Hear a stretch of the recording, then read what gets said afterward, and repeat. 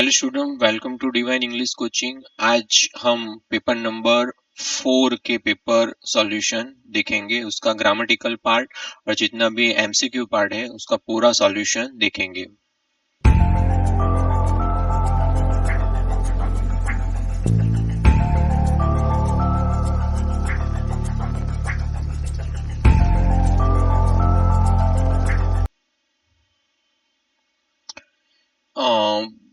गाला के पेपर बहुत ही इम्पोर्टेंट होते हैं, ध्यान से देखिए। और we are not looking only for solution but I shall also explain the full explanation why this answer is and why other answers are wrong। तो भी आपको कुछ डाउट्स है तो नीचे कमेंट्स में लिख सकते हैं। एक डाउट सेशन की लिंक भी दी गई है, वहां अगर आपके स्कूल के कोई एग्जाम का पेपर का सॉल्यूशन चाहिए या और कुछ सॉल्यूशन चाहिए तो वहां पर आप अपलोड कर सकते हो या डायरेक्ट कमेंट में भी लिख सकते हो, आपको सॉल्यूशन मिल जाएगा।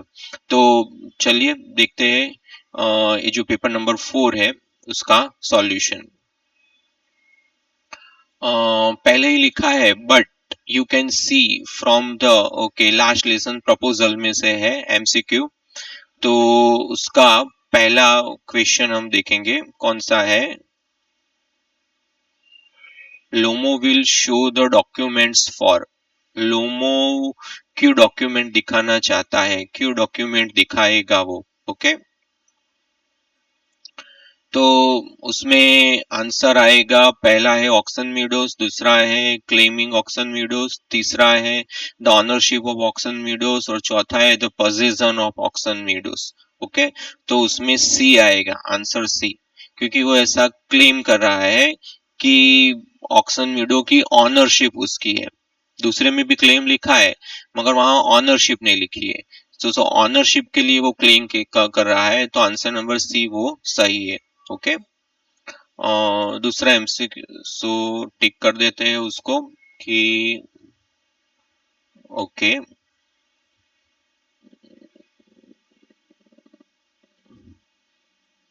सी the ownership of the Oxen Meadows वो सही आंसर है। ओके दूसरा MCQ, Lomov argues that. Lomov वैसे आर्ग्यूमेंट्स करता है कि Meadows actually belong to, Meadows किसको बिलोंग करते हैं, his aunt, his aunt's grandmother, Chubukov's grandfather और लोमोस पीजर्ट्स। तो उसमें सही आंसर आएगा, अगर आप पैराग्राफ ध्यान से देखते हो तो पता चलेगा कि उसमें सही आंसर ये बी है। Okay his ants grand mother. अब जाते हैं वोकेबुलरी 6 से स्टार्ट होगी। ये रहा वोकेबुलरी का पैराग्राफ 6 to 10। ओके वो देखते हैं।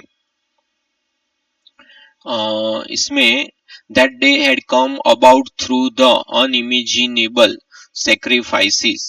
तो यहाँ sacrifices आएगा पहला आंसर। उसके बाद thousands of my people, people whose, ये देखो ये कंफ्यूजन वाला है, 7 8 9 10 ऐसे और एंड वाले होते हैं, वो बहुत ध्यान से लिखिएगा एग्जाम में, वहीं आपके मार्क्स जाने की पॉसिबिलिटी रहती है। तो यहाँ पर आएगा सफरिंग। ओके और 8 में आएगा करेज, ये आएगा करेज।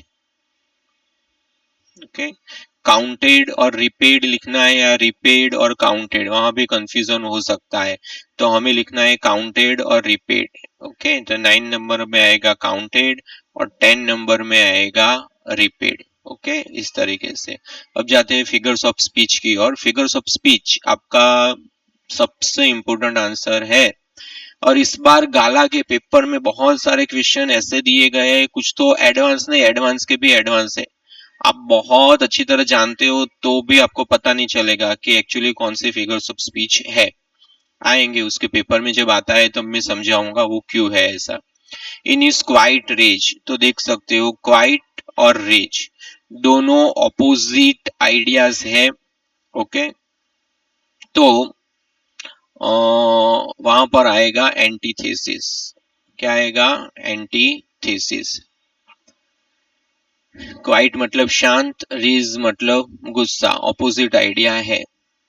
फिर आप आर्ग्यूमेंट कर सकते हो सर ये ट्रांसफर्ड एपिथेट भी हो सकता है, क्योंकि क्वाइट एडजेक्टिव है, क्वाइट रेज नहीं हो सकता, तो वो भी सही है, ट्रांसफर्ड एपिथेट भी गलत है नहीं, बट डोंट वरी, बोर्ड में ऐसा नहीं होगा, मल्टीपल आंसर्स ऐसे बोर्ड में आएंगे नहीं।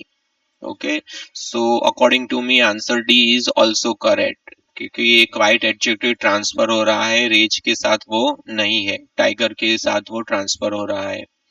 20 number, the trees are stumbling forward, पेड़ लड़खड़ाते हुए आए, तो बहुत ही इजी है, पेड़ को इंसान की क्वालिटी दी गई है, तो ये ऑप्शन नंबर ए है, वो सही है। ओके, 20 के बाद अब हम जाते हैं एरर करेक्शन। ओके, देखते हैं कहाँ है एरर करेक्शन, ये रहा, the clatter train clattered in, तो इन नहीं आएगा, इन टू आएगा, the train clattered into Mariani junction, the boy collected, तो यहाँ पर बॉय नहीं थे, दो लोग थे, प्रांजल भी था और राजवीर भी था, तो यहाँ पर बॉयज आएगा। their luggage and push their way, तो push नहीं आएगा, pushed आएगा, ed, on the crowded platform, तो on the crowded platform नहीं आएगा, to the crowded platform। So average है, इजी भी नहीं है, डिफिकल्ट भी नहीं है, ए जो दी गई है वो।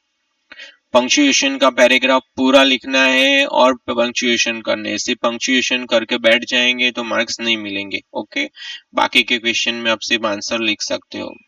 फॉर एग्जाम्पल ये प्रेपोजिशंस जो है वहां आप सिर्फ आंसर लिखोगे तो चलेगा, चलेगा नहीं, आंसर्स ही लिखने हैं, don't waste your time to write full questions and etcetera. I finished my poem 39, it was beautiful, तो क्या आ सकता है इसमें, यस एंड आएगा। Okay, I finished my poem, मैंने मेरी पोएम पूरी की, एनी फ्रैंक कहती है, और वो बहुत ही ब्यूटीफुल थी, it was about a mother duck and a father swan, और 40 में आएगा विथ, उनकी 3 बेबी डकलिंग भी थी। ओके, तो ये आंसर आएगा उसमें, with 3 baby ducklings who were bitten to death. 41 में नहीं नहीं नहीं सॉरी, हाँ उसमें तो वो आएगा, यहाँ हमने विथ लिखना है, ये वो मैंने गलत किया, सॉरी, यहाँ पर आएगा with 3 baby duckling who were bitten to death, और ये जो 41 है वहां पर वो आएगा, who were bitten to death by the father because they quacked too much, तो यहाँ पर आएगा बिकॉज, तो यहाँ पर आएगा because 42, they quacked too much, because they quacked too much। so ये थे prepositions के आंसर। अब मोस्ट इंपोर्टेंट क्वेश्चन आया, वो है फिगर्स ऑफ स्पीच। पहली लाइन लिखी है, आप देख सकते हो यहाँ पर कि Anne said Margot and I were sent to Aachen, Margot और मुझे आचन में भेज दिया गया, to stay with our grandmother, हमारी ग्रैंड मदर के साथ रहने के लिए, Margot went to Holland in December and I followed in February. Okay, देख लेते हैं इसमें कोई लिसनर है कि नहीं, अगर लिसनर है तो हमें कुछ चेंज करना पड़ेगा, ऊपर देख लेते हैं पैराग्राफ कहाँ गया। hmm,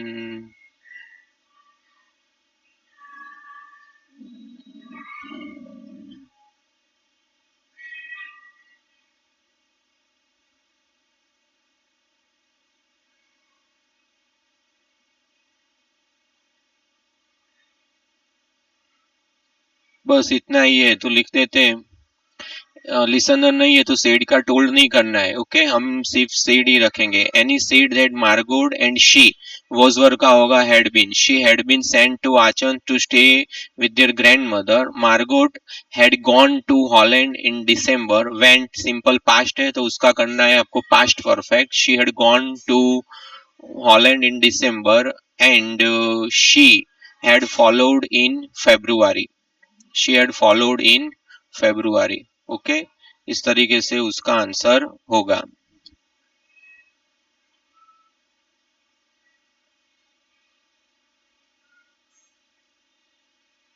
44, as I drew nearer I saw his expression of surprise, okay, error correction फिर कुछ रह नहीं गया ना? हाँ, नहीं रह गया। तो अब देखते हैं ये ट्रांसफॉर्मेशन के एमसीक्यू, और वो अच्छी तरह से समझना।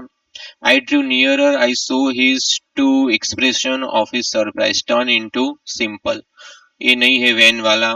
I drew near वो भी नहीं है, in spite of भी नहीं है क्योंकि नहीं है वो कॉन्ट्रास्टिंग वाला सेंटेंस नहीं है, तो ये आंसर सही है। ओके, ये जो लिखा है ना, drawing nearer I saw his expression of surprise, okay, ये आंसर है वो सही है।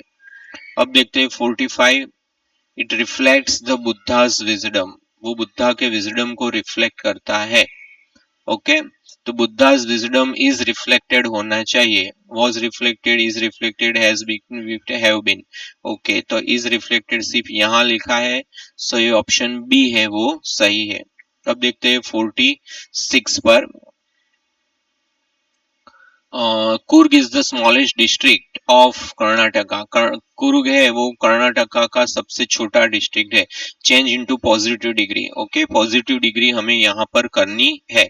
No other district of Karnataka is as small as Coorg. Very few, ये तो हो ही नहीं सकता, वेरी फ्यू।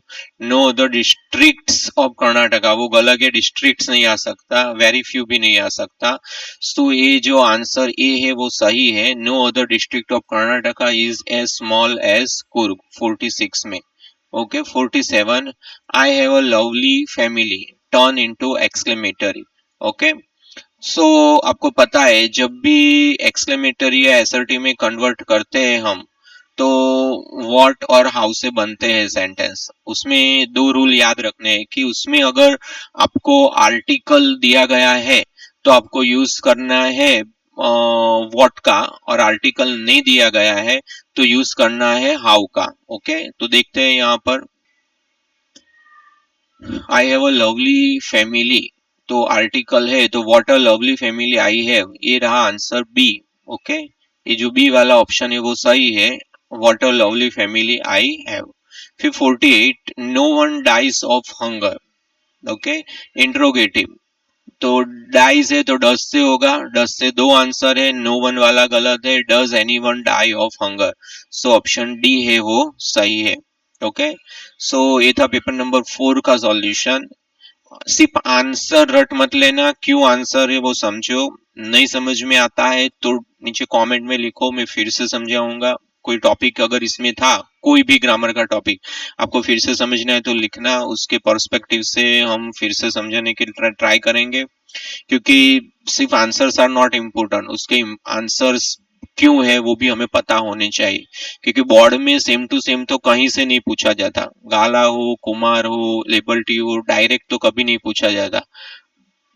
यस, ये जो पेपर सेट है उसमें प्रीवियस ईयर्स के क्वेश्चन सारे इंक्लूडेड है, तो पॉसिबिलिटी रहती है, मगर हमें रिस्क नहीं लेना है। हमें मेथड पता होनी चाहिए जिससे कोई भी आंसर आए तो हम उसे अच्छी तरह से अटेंड कर सके।